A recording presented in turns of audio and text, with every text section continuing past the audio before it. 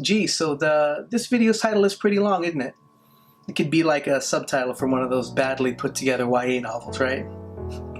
Anyway, hello again. Today I wanted to talk about closure, how important seeking closure can be, and how it affected me. When I think back to the important relationships in my life, the exes that left a considerable impact on me, I always think back to the woman I dated in my mid-20s. It was my first true adult relationship, and I won't out her real name here, but for the sake of clarity, let's call her D, which honestly won't be too much of a stretch because that actually was a nickname of hers. But anyways, so I met D many years ago on a nerdy forum website called Gaia Online. Aside from showing off our super cool anime avatars, we bonded over being 20-somethings on a website that was geared heavily towards a younger demographic. When we eventually met, I was drawn to her instantly. I won't say I fell in love at first sight, that's not really a thing, guys, but I did feel a connection to her, and I wanted to see where it could go. We started out as friends, we hung out, and actually for the first time that we met, it was at our local anime convention, SakuraCon. I started to develop a crush on her, and fast forward less than a year, we were dating by the fall. Dee and I were together for almost 3 years. I brought her to my family gatherings, and eventually she became a staple at my parents' house on Christmas morning. She found a place among my friend group, and I loved the fact that she got along with my best friend so well. I wanted to marry Dee, but of course, she's an ex for a reason, and those best laid plans did not pan out. I can still remember it like it was yesterday. It was mid-2010. I was ready to propose, actually. I had even bought a ring. Dee didn't even break up with me in person. I wasn't even given a chance to try and work it out. The breakup rattled me to my core. I fell into a deep depression, and I started putting myself down and eventually found myself closing myself off emotionally.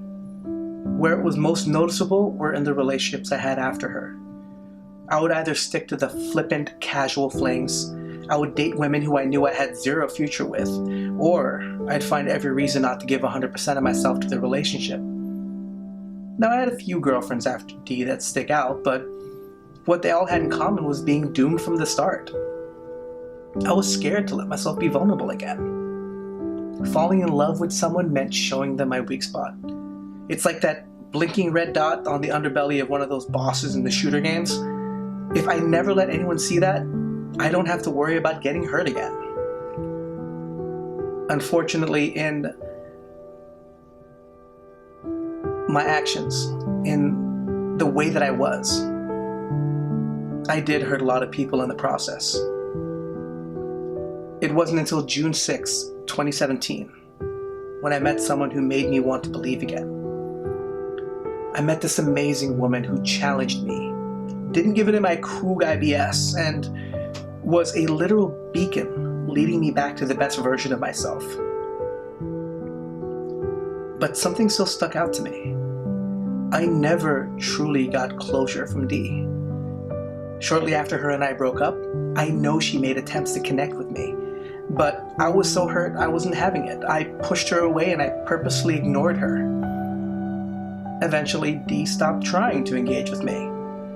Then as the months turned to years, someone who was once so important to me became no more than a stranger. See, I thought doing this gave me peace.